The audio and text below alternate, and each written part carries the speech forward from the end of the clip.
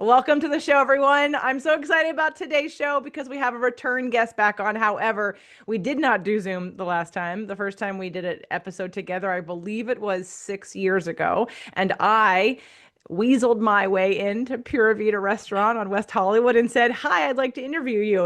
And Chef Chef Tara, we just had this whole conversation before we started this podcast because no one says her name right. And I don't want to be that person who says it wrong. So can you please say it correctly for us? Yes, my name is Tara. Tara, Tara, Chef Tara Punzone. Anyway, she's been on the show before, and I just have to show you if you're watching the video, and if you're not, then you can. Where do they go to get this book? First of all, anywhere on Amazon book, anywhere they buy books. Anywhere books are sold. Okay, there's not a designated website for the book though. No, I do have my home bookstore is Book Soup in West Hollywood, but it's available everywhere. Vegana Italiana. I have to tell you. So everyone who's listened to this show at some point, if you've been a listener for a while, you have heard about this restaurant.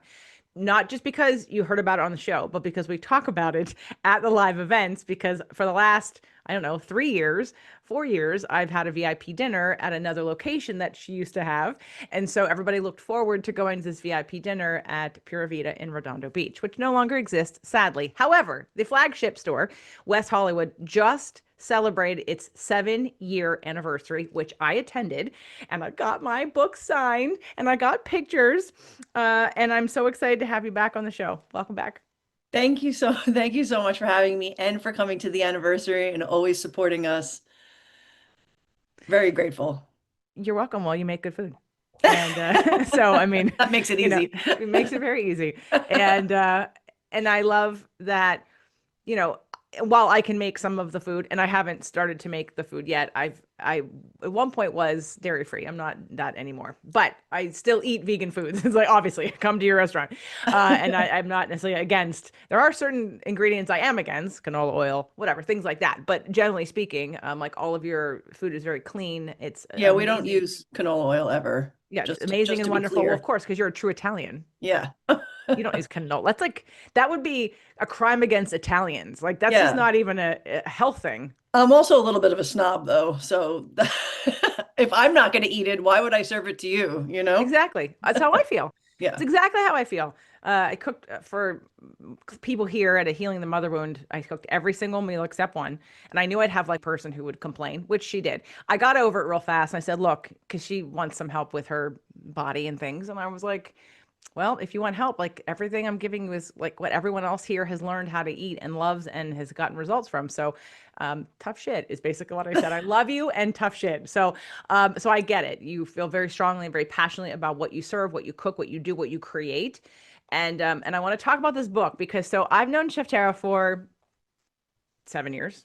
I think I met you not too long after you opened the restaurant because Allison and Whitney, not what's her name?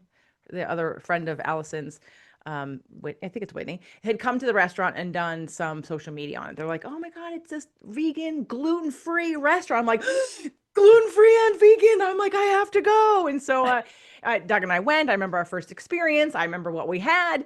And it was amazing. And then from there, I think, and you were celebrating that night, and we talked about this on the other show. You were celebrating that you had gotten the Kickstarter money to open the pizza shop.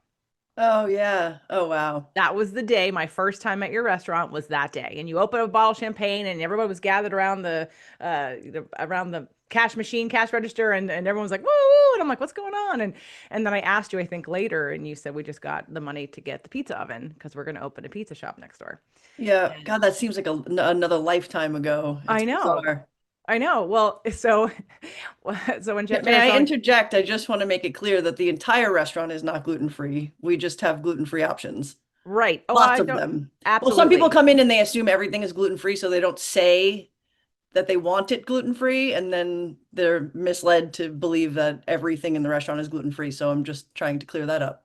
Oh, they don't see the like GF Some optional or people just GF. assume that everything in the restaurant is gluten-free, and that's a problem because it is not. And so if you have an allergy or a preference, you have to speak up. Yes, We got please. you, but you got to speak up. Right, right. Please don't assume. I remember when this book was starting to come into your life? I don't remember the agent and you getting it, but I remember coming to visit. I was passing through town and I stopped to get food to go, and you kind of came out of the cave. You're like, because you were deep in writing, and you're like, oh, this book, because there are some wonderful dishes that you make. Well, all of them that I've had are wonderful, but things that people want to know how to make at home. People that are traveling through West Hollywood and California that haven't had it before, and you've expanded that pizza restaurant now into, it's now one big restaurant versus it was two and now it's one. But I was going to go back and say, when because you were going to launch and open that pizza restaurant around my birthday, and we were in Italy at the time. That was 2020. And so you couldn't launch, you couldn't open. It was a soft opening. And then it went to, we can't open because it's COVID. And all of a sudden it was takeout only. And I have made a major investment in Pura Vita because every week during COVID, I'm placing to go orders to keep your gluten-free pizza alive. And I like, and then as soon as you could do you remember that? Like I was coming up I mean, almost every week. I'm like, okay, what are we going to get this week? And we're driving up to Pura Vida because I lived in El Segundo. I didn't live nearby. And I'd go get the food and I'd bring it home. I remember we celebrated a couple different anniversaries or things with Pura Vida. I think I did Pura Vida for Thanksgiving one year. Oh, That nice. Yeah, year. we have a good Thanksgiving. Yeah, I brought home your food then.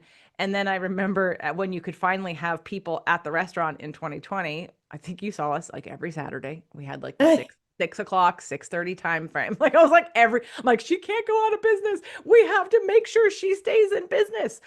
So I've eaten a lot of Pura Vita since Yes, and you I do have opened. to, and I always have to say thank you to all the people that came during COVID because in the beginning, we were all confused and not knowing how to pivot and move forward. And we were opening a brand new restaurant, and then we're not allowed to have anybody inside of it, and we don't have any outside space. So I thought, oh my God, this is the worst thing that could possibly happen. How are we going to survive this? But everybody showed up, ordered their food to go. Some people just sat outside on the sidewalk and ate it. No, no care in the world. Just they wanted their carbonara. Which is a And great it's the story. only reason we survived until we were allowed to have the patio. That was the only reason we got through it was because of you guys. So thank you. You're welcome. Well, of course, it wasn't just me, but obviously, I know that. But it speaks to your vision. It speaks to the care that you give to the food that you're making, to the entrees and the dishes that you're creating. Which I know you're always working on, like what's the next new special, or we're gonna do the aperitivo, and what are we gonna put on that? And then of course in the community, the role that you play in the community, and the role that your restaurant gives people, because as I remember, you got an award for being what, the 100%, the first 100% vegan Italian restaurant in the United States? Yes. Yeah, well, Yeah. okay, that's amazing.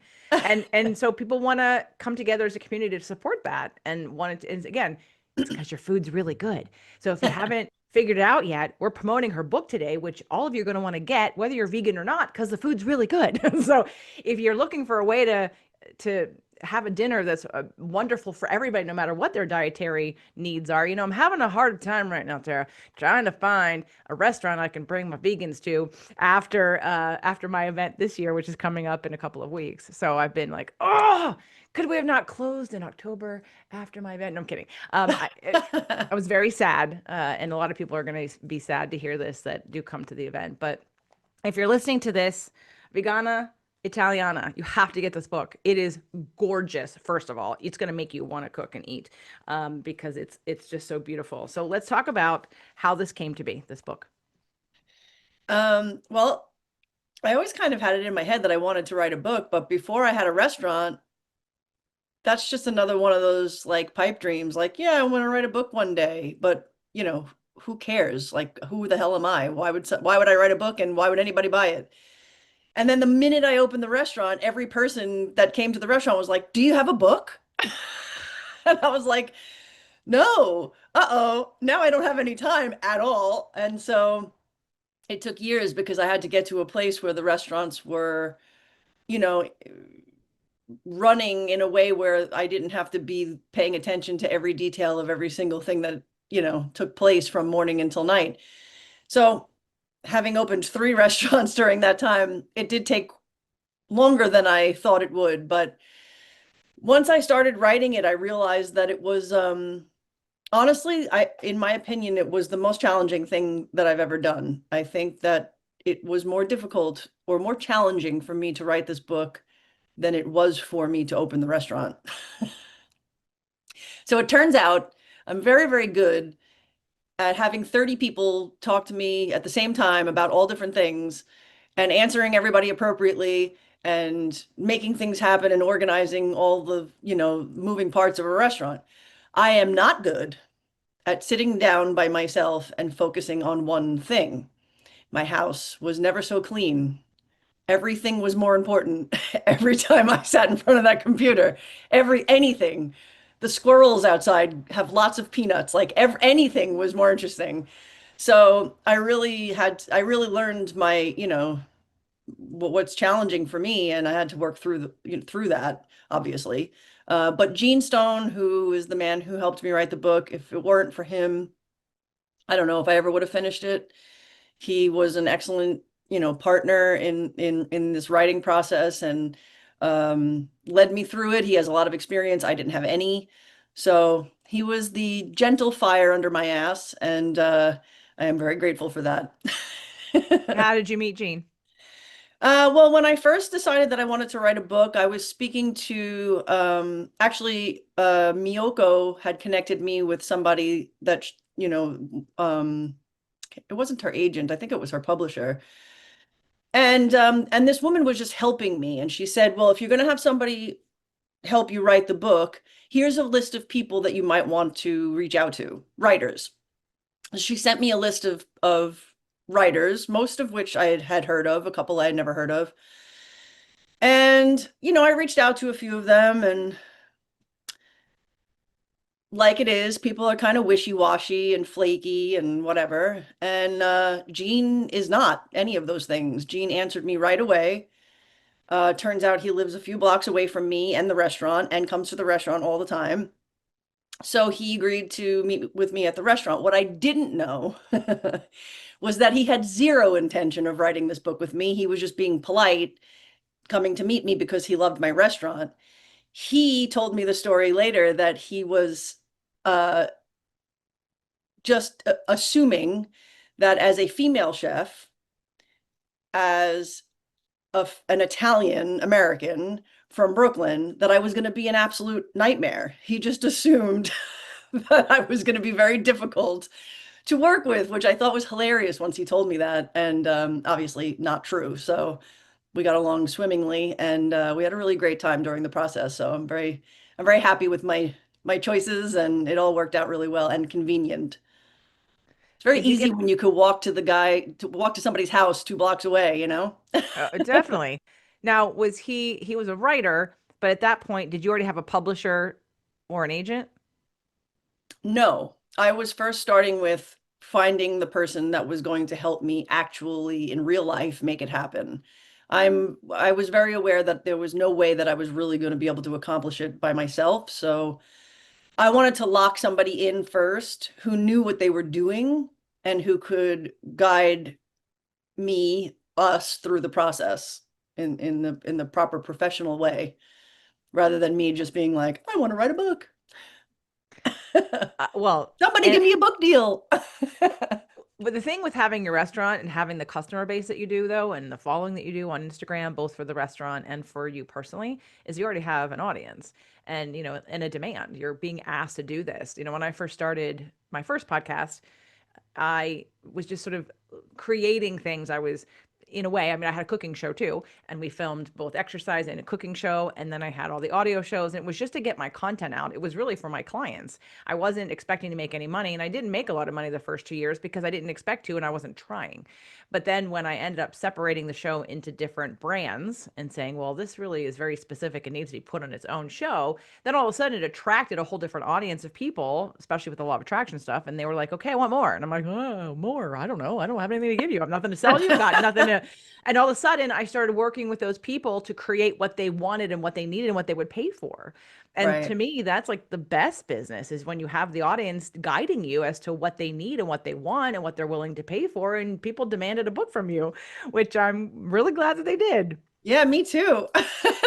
Yeah. Are you It, super proud of this book? I mean, it's so beautiful. I am so proud. It looks incredibly beautiful. I imagined how it was going to look, and I can tell you that it's even more beautiful than I was imagining. The photographer, he did such an excellent job. It was so much fun to work with him, which was something that made me nervous too, because I actually went to art school. I went to the School of Visual Arts for 8 years, got a master's degree with the focus on photography. So in my head, in my fantastical brain, I was like, I'm going to shoot all the photos myself. And then I thought, you're doing too much. Just take a step back. Just let somebody else do what they're good at. And he blew me away. So I love the way it looks, and there's a lot of stories in there about my childhood and my upbringing, and um, how I got to where I am right now, and but in a very light and fun kind of way.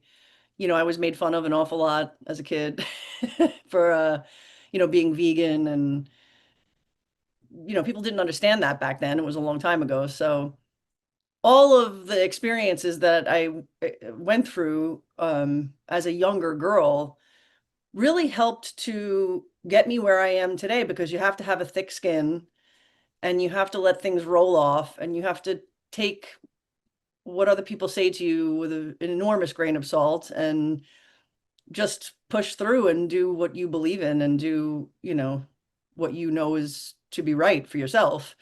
And so, yeah, I mean, it's all part of it though. So I'm really excited and I'm a little glad. nervous for people to read stories about my childhood, but And maybe that's what when we were texting back and forth before I saw you at the anniversary dinner, you said, because I got the book and I said, "Oh my God, it's so beautiful." And you said, "Okay, well, I'm a little bit nervous." And I was like, "Why are you nervous?" And you was like, "Well, it's a little bit vulnerable." And it's probably because of the stories of your childhood and maybe those emotions that got created from all of that misunderstanding and being judged and being, made fun of is really kind of surfacing. It's not really about present day stuff, because you know that anyone who eats at your restaurant or knows you or is vegan, that's not even going to be an issue right now, right? It's probably right. just looking at revealing kind of the hardships of when you were younger. Because what I said to you was, look, if this is not for somebody, then it doesn't matter what they say. People come into your restaurant, you feed people every day. I have a much harder time with rejection or with, being one of my core wounds is devalued. And so if someone, which is a great learning when I had the group here and I cooked all the meals and I knew someone who wasn't going to like stuff because she's very picky and complains about everything, I knew that going in, that was what was going to happen. But in, like, I don't know, a couple of years ago, I never would have done that. I would have never put food in front of a person who I didn't know 100% was going to go ape shit and be like, "Oh my God, this is the best thing I've ever had." Like, to me, because that was I grew up with that love language. My mother has always been a scratch chef. We made bread from scratch. We grew our own vegetables. My dad was the gardener. My mother was the cook. And my dad's love language is words of affirmation. And I'm telling you, she could serve him a shoe, he would still think it was the best thing in the world. I grew up with a dad that would go, "It's so good." And on every meal, and it'd be like tuna patties from the day before. I'm like, "Dad, they're leftovers." Like, what do you get so, but that's what made her want to keep cooking. And so for me, the first time I ever in New York, living in New York City, the Upper East Side, and I made some dinner for my ex-boss who I was dating. I said, "How was it?" I'm waiting on pins and needles. "How was it?" And he goes, "It's okay." I was like, Ooh, "It's that gave me the okay." chills. Okay. I thought, "I'm never cooking for you again. I'm never cooking." That's the worst thing you could say to me. "It's okay." So, like, I've come a long way that because I won't cook for people that won't appreciate what I do. So to me, it's the reverse. I'm like, you sell it and people come in every day, and some people, I'm sure 99% of them love it, but I'm sure you have an outlier every once in a while that doesn't like it. And that to me is way more vulnerable in my love language. So for you and me, Yeah. I put myself out every day vocally and, in written form. And so now people get to know a little bit more about you. So I understand now what the vulnerability is really. It's more of Yeah. the upbringing and the childhood and the things that made you different. It's almost kind of putting a little salt in the wound to see if you've healed. Yeah, that's true. I mean, people, come into the restaurant, they love it. Thank God. Everything is usually 90% of the time excellent feedback. Every once in a while, we get somebody who writes some crazy review or something. And I'm like, they didn't get it at all. Like, I don't know if they don't know like what Italian food is supposed to taste like, or like, or they just don't like it. That's fine, whatever. But I think the vulnerability here is more that this book is going to be read by people who don't come to the restaurant, who I've never met, who I'll never meet and I'll never know personally. And knowing, suddenly realizing that complete strangers who I'll never lay my eyes on are going to read my stories about my, life. That just like never occurred to me during the process of writing it because I just wasn't, I don't know, I was just like writing it. And now I'm like, oh my God, anyone can read this. So I mean, that's all part of the fun. And the nervousness is also all part of the fun. So I'm And super excited. and I really don't think, minus audiences like mine or audiences like other podcasts or where you are, that people have loved your food and talk about it. I don't know that a lot of non-vegans, like, you're going to get the vegans and the health people right away, and that's going to be their jam. And people that talk about it who aren't vegan will go, oh, well, I'm not saying you're not going to have more than, just vegans, but because obviously I'm not, and neither are most of my clients, except some of them. But your food's amazing. And it is an alternative for people to try new ways of preparing Italian foods. I don't know if you ever told you this. I don't eat Italian out except yours, because I can make it. And if I'm there's to me there's no reason for me to ever. I make my own sauce. I make everything. There's no Yeah. reason. And I make my own pasta now. There's no reason for me to go out and have Italian except yours. So you're the only Italian restaurant I will pay money to eat at. Thank you. You are welcome. And And I I, agree with you. I also don't go but out yeah, to eat at you are other a Italian restaurant. Right. restaurants. I can understand that. And I You have, mostly never did either because I was like, why would we go to a restaurant? Like I could just be like, Ma, make whatever, whatever I'm craving, and it's gonna be better than anyone else's. So very spoiled over here. I understand. It's the reason why we can't like go to brunch. Doug keeps saying maybe you can do a pop-up brunch place. I'm like, no, then it'll take the fun out of it. But because I can't get what I want anywhere else. So maybe one day I'll make the menu. Someone else can cook it. But I want to talk about, are all of the recipes, are there additional recipes in this book that aren't on your menu at Pura Vita? Yes. There's recipes in the book that are not on the menu at Pura Vita, and there's also recipes that are on the menu at Pura Vita that are not in the book. Ooh, So you can I can't know? have everything. Before I can I know which recipes which that are on Pura Vita's menu that are not in the book? Sure. Well, so first of all, I wanted this book and these recipes to be very accessible to everybody. So, for example, I didn't include anything that has truffle in it because we use real truffle at the restaurant. We do not use synthetic truffle oil. And that's a very expensive and difficult to get ingredient. And so I just didn't, that's not what this book is about. It's about reaching people in communities and in places throughout the states that don't have the opportunity to come and eat in my restaurant. I really want people to be able to cook for their families and try this out because I think that, it'll make a lot of people very happy. So those types of ingredients are not included at all in the book. Everything in there is ingredients that you could get, at Whole Foods or whatever your local grocery store is. Simple, basic fruits, vegetables, legumes. Um, so that's all of those types of recipes are not included in the book. There's no pizza because we have a 900-degree wood burning pizza oven. If I were to take the dough home and try to make a pizza in my oven, it would be an epic fail. And so I wasn't really sure that I wanted to get into all that. So next Well, book. as a major super fan with a pizza oven, would you be willing to share the gluten-free pizza recipe with me? I don't know. I'll have to see. I might have to come out with book number 2, but let's not get ahead of ourselves. Okay, because I have a pizza oven and we use it. After coming back from Naples, it was life-changing, and I was like, well, we will never be ordering pizza again. We will never be making pizza in the oven again. And so now we make pizza in the pizza oven. And yeah, and all the people that would say, "Oh, Naples pizza," and I'm like, "Yeah, what? Like, really? What's the big deal?" And then you go and your life is changed. You're like, "Oh, Yeah, it was real." Like it's this. so good. It's It's crazy. Yeah. very, very real. Okay, so there's no pizza, no truffle. Okay. All right. Well, again, for everybody who is not going to be able to make it to West Hollywood to the restaurant and to be able to enjoy everything, there's a plenty in here for them to do. And I've been seeing you do videos on your Instagram. So is it on your personal or is it on Pura Vita's or both?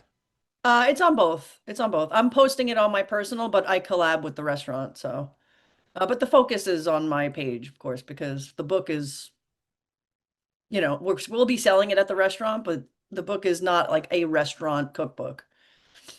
Yeah, but you own the restaurant, so Yes, um, yes. So that is a cross fact. promotion is great. What was the most enjoyable part of writing this book?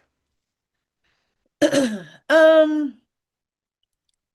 the feeling when we were wrapping it up that this was real life, that this was really going to come to fruition and become a tangible item, it kind of blew my mind because you work on something for so long, like for example, I opened the restaurant, like my whole life I had the dream of opening a restaurant. And then I started looking for locations. I found a location, and because of the way things work in the city of West Hollywood and however every place is different, but I had 90 days to get that restaurant open. You have to open it. So there's no lengthy period of time where you're like working things out. I had 3 months. That was it. Get her done. This book took 3 years. So so when we were finally wrapping it up, the written part of it, I just thought, this is real. Like we just did all of that work and like it's going to become a real tangible item. And then the first time they sent me the very first copy of the book for my approval, I cried a little. I mean, it was like hard to believe that we did that. I don't know. It's hard to explain. It's such an accomplishment and I'm so proud of it. So And unlike most books, so I've written 3 books and I'm working on the fourth right now. But and I've been asked to take my food cooking classes, if you will, on the podcast and make them into a recipe book. And I'm like, no, I can't do that. Because when I was doing it, I mean, and I don't know, I'm guessing because you have other people help you in the kitchen that you have obviously and you're Virgo. Everything is very measured, like it's exact, right? You have everything very exact. I oh, am of not course. exact. I am not Yeah. exact. Well, I'm you the have kitchen. to be exact in a restaurant because it has to Of be the course. same every single Of time. So, course. Right. Well, I don't have a restaurant, and so I'm yeah. not exact. And even when I was having the cooking show, it ended up being called, when I extracted it from the lineup and made it its own show, it was called Easy Paleo Gluten and Dairy Free Cooking. And the point was easy, right? So I would kind of go, it's about this, it's about that. And I thought for me to go back through and then recreate all of that and then have to come up with, I'm like, I'm not doing it. There is not Yeah. a market. I am not that person. If watch the show, get some ideas, but it's not like your cooking. Your cooking is magic. It's art. Mine wasn't art. It was love infused nutritional support for the body that I want people to have a better relationship with food and therefore have a better relationship with their body and take time and to pause and to have rest and digest and to celebrate and to do all the things you're supposed to do in a healthy way with food. But I was never saying, oh, I've created this magnificent art that no one's ever had before. That's what you've created. And I think that with this book, sorry, I got a little teary-eyed there too. With this book, see, she just channels through me. I don't prepare this. The beauty of the book really illustrates the movement that you've created. And it is, I won't lie, like because it's a thick, beautiful book. It's like a coffee table book. This is a coffee table book. In fact, I would recommend people put it on your coffee table. It's a conversation starter, because the pictures are gorgeous and just so well done. As of the recording of this today, I landed myself an agent for my book. And you've been working on this for 3 years. I understand because of the precision that and the care and then the schedule that you have, why it took you 3 years. I am the person, though I am very good at making content and writing books. I could put a book out once a year, not a problem. Yeah. Oh, But this book that I'm working on right now the has thought been of that made me cry. there's a lot more that goes into. I don't need photos in my book. You need Right. photos in your book, right? Yeah. And not to mention the schedule that you juggle and the responsibility that you juggle with people and a staff and suppliers and everything that goes into having a restaurant. I don't have that, right? So I have more time and space than you do to kind of put this kind of work out into the world. And I'm not going to need pictures, but it's been 7 years. Actually, my last book was in 2017. It's been 8 years. And Wow. this book has been like a child literally being birthed because at every stage when I said, oh, I'm going to go write this book, which was 2 years ago, my intuition said, stop, you're not ready. The world isn't ready. You're not ready. You're not done. Like this, you're working this out. It still has to get worked out. And Yeah. so taking like someone who's normally very fast and saying, pause, you have to wait. You're going to wait. So it's going to be, 7 years that I've been working on this process. But for you to be able to put together with the time that you have, I mean, your schedule, anyone that's worked in, imagine those of you who are out there and you've bussed a table, you've been a bartender, you've been a waitress, you know how grueling that kind of schedule is. Now own the restaurant. Own the restaurant and be in charge of everybody and everything, even if you have great staff, which you do. Nadia is amazing, and right, people's been with you since the beginning. But still, the responsibility is on your shoulders, and that's a lot. And now add a book, add a book Yeah. that has to be precise and has to be Yeah. outlined and well thought out. And for you, it's a skill set that is new to you, and you have to learn it. Totally new. Yeah. The hardest part for me was because there's no way that I can write in the restaurant, right? I can barely write an email in the restaurant because I get interrupted. My thoughts get interrupted every, you know, 60 seconds. It's just like another person comes up to you. Everybody always wants to talk.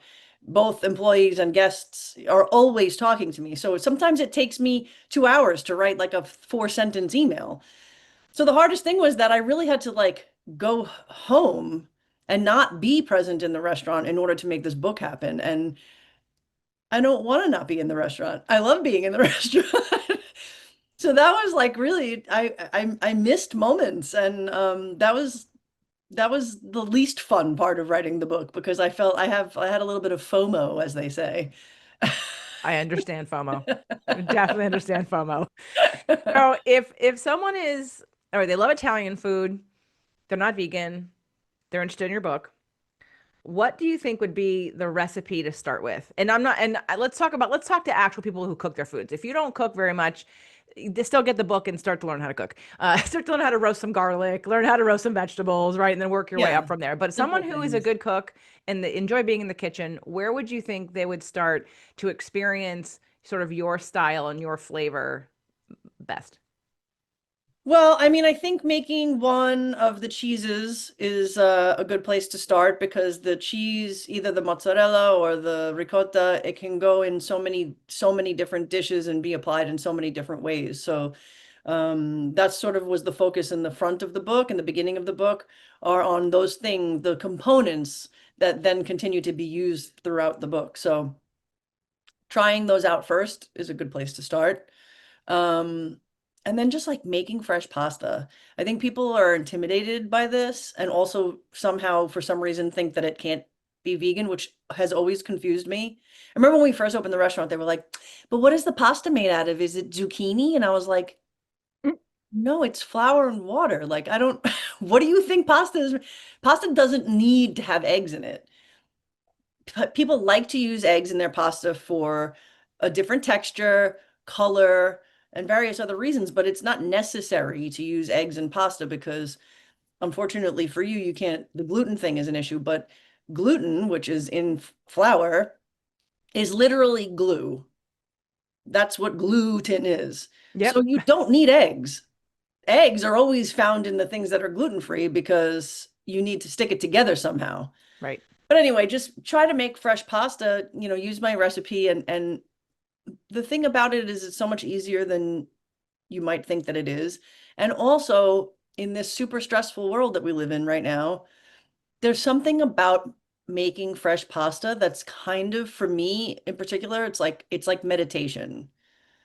There's this moment of peace that you'll find when you're by yourself, just rolling out the pasta and playing, having your hands in the dough. I don't know, there's something about it that's like very calming. And even if just for that reason, I recommend trying it because if you've never done it before, you'd be really surprised, I think, how good it makes you feel. I when we got back, we made pasta in 2020. My mom, I grew up with my mother making, I mean, she made ravioli my whole life. That's what they did. And but she had the drying racks for the pasta. And I'm guessing she must have had the wheel thing that and we have one of those too because Doug had it. But I didn't use it when we got back from Italy, did I? I don't think I did because I was making gluten-free pasta when we got back and I was making gnocchi. And so I was just, I mean, I definitely rolled it out. I'm not sure if I rolled it through that though. And then I was just using like a pizza cutter to cut either strips if I was making like a linguine or what other noodle sizes.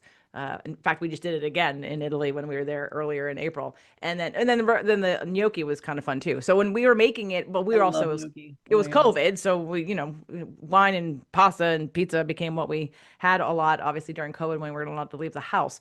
But I still would recommend that people definitely try making pasta. I don't know if I ever told you when I went to NYU for a summer in college, and I lived in where'd I live? I lived in Fort Union Square. I lived in Union Square, and I was doing the Tisch program over at NYU. And anytime I needed to avoid, and it's to this day, like if I don't want to clean my office or I have something I want to have to do and I don't want to do it, I go cook. I'm like, I'm just gonna go cook. Like it's my creative outlet. I'm like gonna go to the kitchen, and I had no money then, but I was finding whatever I could make with potatoes and rice, and I was like, I had these big bags in New York City, and I'd just be in the kitchen, and I spent a little bit too much money on my rent that year because I had to have a place with air conditioning and a kitchen. That was my stipulation for living in New York City in the summer of whatever year that was. It was a long time ago, but Yeah. so I understand. I understand. I strongly recommend that everybody, because if you eat, learn how to cook, even if it's one step at a time. That's why I said get the book and like learn how to roast garlic. So Yeah. learn how to roast garlic, watch Well, some you of the know what? videos. Just as an example, like that's a specific thing I included in the book because I realized that a lot of people have no idea and have never done that before. And like, what a beautiful, vegetable that grows like wild that can make everything taste so amazing by just doing one tiny little thing to it. And people don't, that have never done it. Once you do it, you're going to do it all the time. That's the thing. Because it's just so good. It's just so good and so easy. You can't mess it up. Well, I guess you could burn it, but Well, but even if you burn it, you have to kind of you don't. try to burn it though. True, true. No, I think I remember roasting garlic for the first time in college. I had come home, I'd roasted garlic, I had it with some cheese and bread on. I literally ate the entire bulb.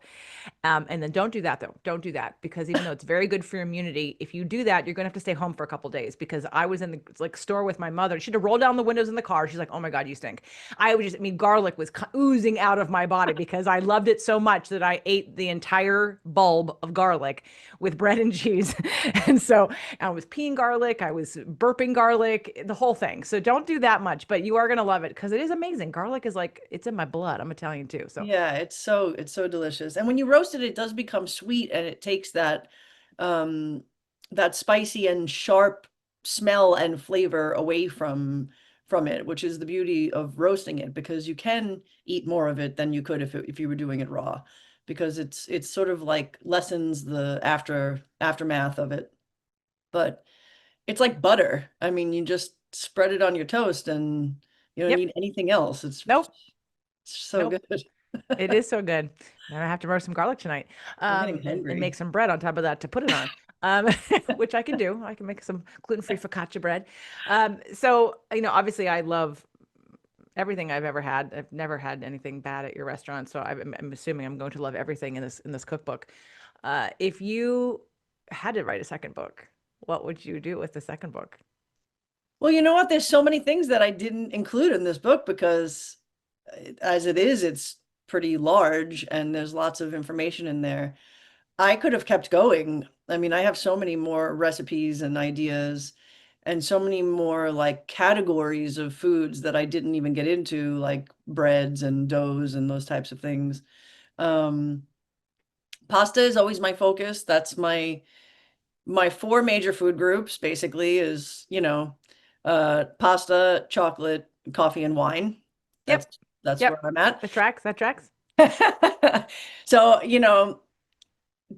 execution meal, if I had to choose between pasta and pizza, I'm sorry, it's always going to be pasta. It's just so that was sort of how I had to, make decisions in this book, but there's so much more. I could keep going. I just need to find a lot more time in my life. I have a feeling, I have a sneaky suspicion that the book is going to do very well, and you I might really hope that your do a suspicion second is book. correct. Yeah. Yeah, first of all, well, think of it this way. If you sell it to everybody, just alone, he'll take the pressure off. Forget everybody else in the world. You just sell it to every single person on both of your Instagram channels and every person that walks into the restaurant. We're already doing pretty good right there, Yeah. right? We're Yeah, already but doing. you know, it's funny. People have been asking for it and talking about it for all this time, but you'd be surprised how many people you have to go, did you order your book yet? Oh, no, not yet. It's like, hmm. Well, we're still on pre-order. We're still on pre-order, Yeah. and as soon as it's going to catch on fire, and when it catches on fire, and they're going to hear about it, they're going to want it, and when some people start talking about it, they're gonna want it, and of course, you're going to do a push for the holidays as a great gift for Oh, everybody. definitely. Yes, Yeah. good It's an stocking excellent gift stuffer. because it's beautiful and it's not just like words on a page. It's visually impressive and we all eat with our eyes. So And it's a who good doesn't like Italian? it's a good inspiration. Yeah. Yeah, who doesn't like Who Italian? doesn't like Italian? And you cover all, again, anyone who eats meat can eat everything in here. Every vegan can have this. Everyone's gluten free can have this. Like, I don't know any diet that couldn't have, I mean, except low carb, but you could still do most of the things that are in here. That would be the only diet I can think of that couldn't have all the things that are in this book. Yeah. There's amazing things in all of it. And not to mention that most people that are low carb go off of it at least a couple times a year. Think of it as a holiday special. Think of it as right as a birthday. I mean, we're humans. We fluctuate. We have Yeah. cycles. So keep it for a Yeah. cycle and give it as a gift because There most are of also a them lot can. of vegetable-based dishes and salads and soups and things that are low carb. So, although I like to personally focus on pasta 98% of the day, there are a lot of other things in there that are not pasta. Yes, yes. I'm just gonna call out some of my favorites that I've had at the restaurant for anyone who, so I can get your taste buds going. So definitely all of the cheeses, the ricotta, the cashew ricotta, the almond ricotta, the mozzarella, the parmigiana. Her sauce is amazing. The calabrese is to die for. That's my favorite. Everything that you have on there. I'm just gonna go from the menu. So the tiramisu is one of my favorite desserts, which I know you have in this book, right? Um, Although you probably don't have the peanut butter pie in here, but that was a real another favorite that I had. Your salad, your Caesar salad. So Yeah, I still think that's a mine big is, one. well, I mean, I have to be honest and say that after we had your Caesar salad, like I don't like anybody else's Caesar salad.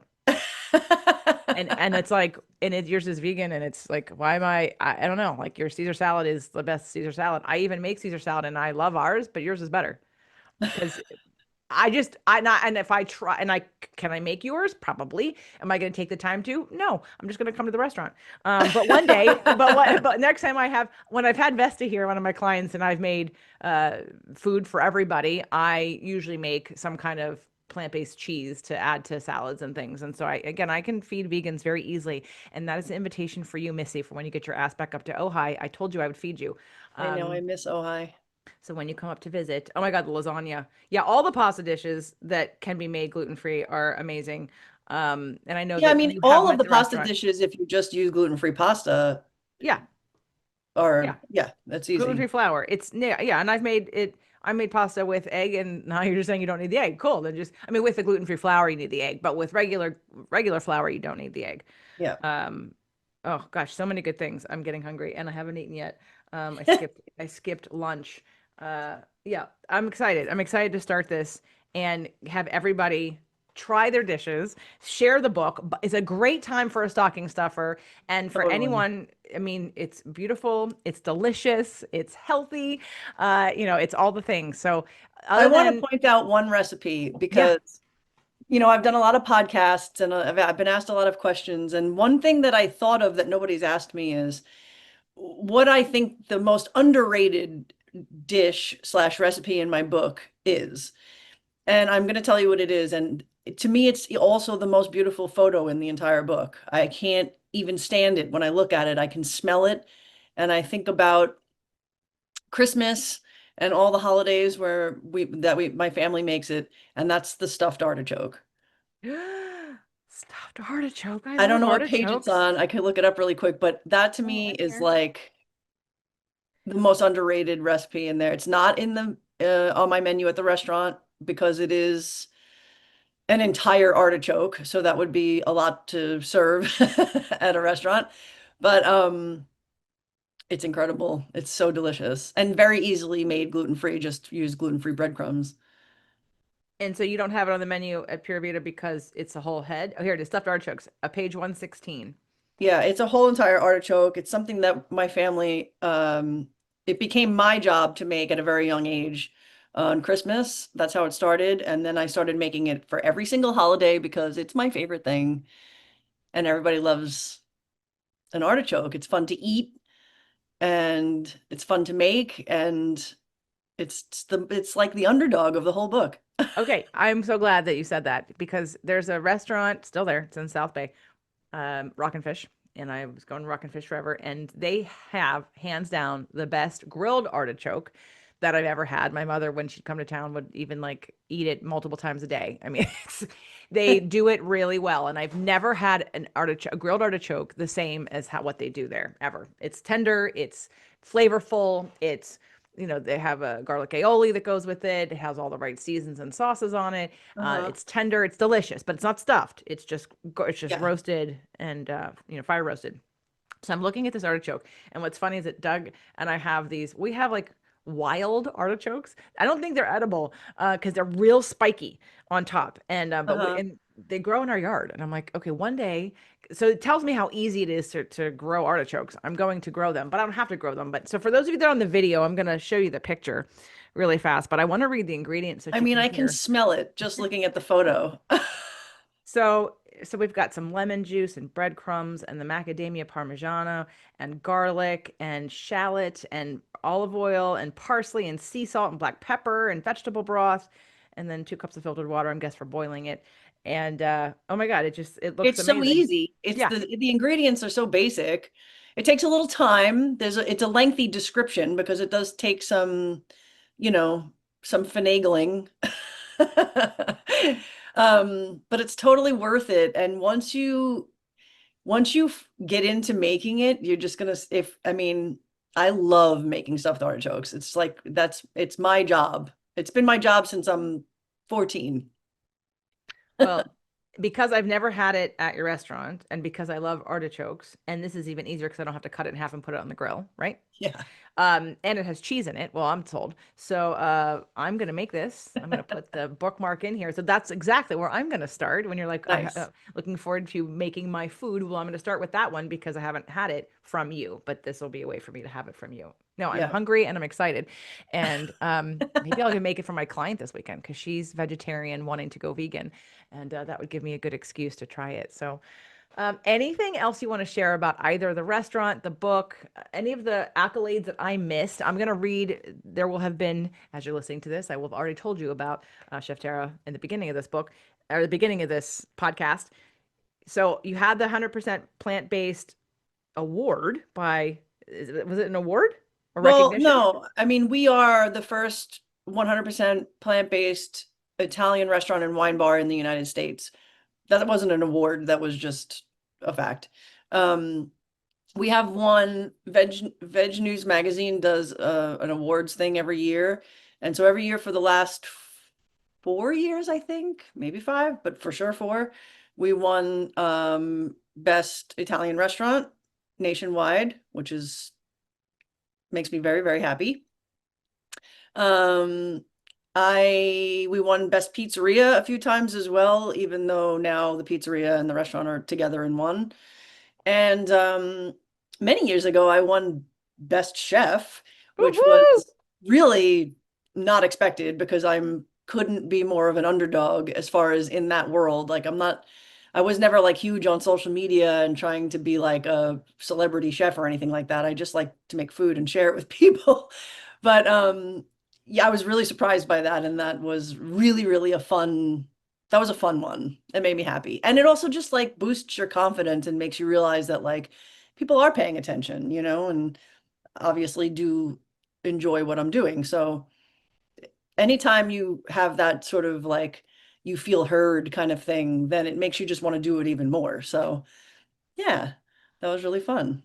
Yeah. Well, congratulations. I knew you had won a bunch of awards, and I didn't see them necessarily in the beginning of this press release that I got. Although, of course, I, to be honest, didn't read the whole thing yet. But because I Yeah. know you But and that's because more for I the restaurant though, not really. I mean, of course it has something to do with the book because the restaurant has something to do with the book, but right, but it's the credibility of how many people have acknowledged your food, your restaurant, you, and now you're writing a book. Like you didn't just come out of the woodwork and you don't have a restaurant, you don't have like thousands of people who've been to the restaurant, right? Like your right. proven process is not. And I want people who are listening to this who don't remember the episode from before, who are now going to go listen to that episode from before, because I one of the connections I really enjoyed that we made to wrap this up real quick is that when we because it was you and me and Allison, and it was supposed to be Doug and I. And Allison was the last minute because Doug didn't realize that you and I had agreed on a time sort of in the middle of the day.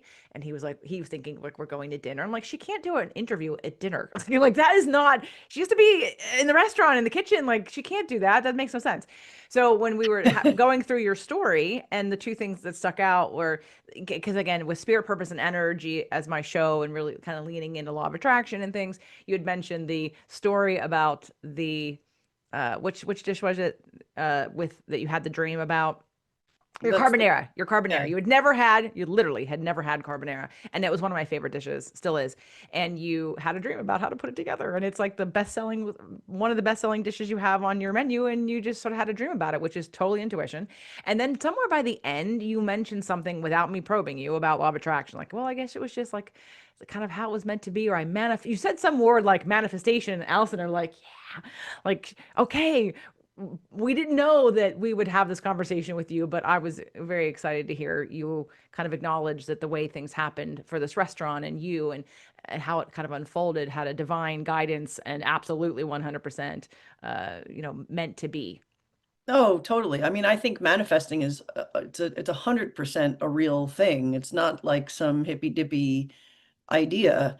It's like if you really want something to happen, you need to see it, clearly see it, visualize it every day and continue doing it and to exhaustion. I mean, to until you're exhausted by it, because until then it will have less of a chance of ever becoming real. And when you really can see something and you really mean it, you can make it happen, Yeah, you can line whatever up it with it. is. Right. For me, it happened Absolutely. to be a restaurant and a book, but it can be anything that anybody's striving for. I mean, you have to really just focus your mind on what you really want to see happen, and you can definitely make things happen. I think that that's Yes. a real thing. Absolutely. You made the restaurant happen, you made the book happen, and all the success that you've had, and all the accolades that you've had, all of the opportunities you've had. That even though sometimes the universe takes us in one direction and then goes, okay, no, no more over here. We're going to go over this direction. Like one of the reasons I'm sure that the Redondo Beach location needed to be off your plate is because you needed to focus on the book. You know, focus Yeah. on the book, you know, focus on your restaurant and focus on what's coming next for you in that. And I know you're looking at overseas potentially for potential other things, but we'll get to that later whenever that's a more of a reality. But for right now, go to wherever you buy your books and type in Vegana Italiana and make sure you buy this book for yourself, for others, for your family. Even if you just want to put it, if you're like, I need a beautiful book that people who are your office, if you have a waiting room for your Yeah. office in a a doctor, a therapist, or whomever, have that in your waiting room because it'll keep people engaged and then because it's It'll really, definitely really get pretty. people talking. Yep. Definitely. And So hungry. I'm hungry now. So Tara, thank you. Thank you so much for coming back on the show. Thank you And so much for having me, and honestly, for always showing up over the years in the strangest of times, in the most perfect of times. I mean, we've gone through it, ups and downs, and but you guys have always showed up, and and that's the main reason why we are still relevant. So thank you for that. well, you're welcome. You attracted it. You earned it. Your food's amazing. This book is amazing, and you would be silly to not buy this book and not try it because, Silly. it'd be silly. No, who doesn't like Italian food? Everyone. If you own a cookbook, literally, if you own a cookbook or if you think you're ever going to buy a cookbook again, you have to buy this book. Let's just know that's it. Because I mean, I have a ton of cookbooks and people I know still love to have cookbooks. And I know we can get them on Pinterest. You're not getting this on Pinterest, not getting this on Pinterest. So you got to get, you got to get the real thing and you're going to be glad that you did. It weighs 1,000,000 pounds. It's beautiful. It's sturdy, but it's sturdy. It's beautiful. And you'll be surprised by, and I can't wait to try the artichoke. You'll be surprised by how amazing you can just feed everybody. You don't have to think twice. Everybody will eat it. So thank you so much. I Yes, can't wait to come back. I agree with everything you just said. Good. I'm sad. I'm sad. I'm so far away, but I look forward to making a trip to come back and see you. Definitely. Thank you so much. Thank you. Love you.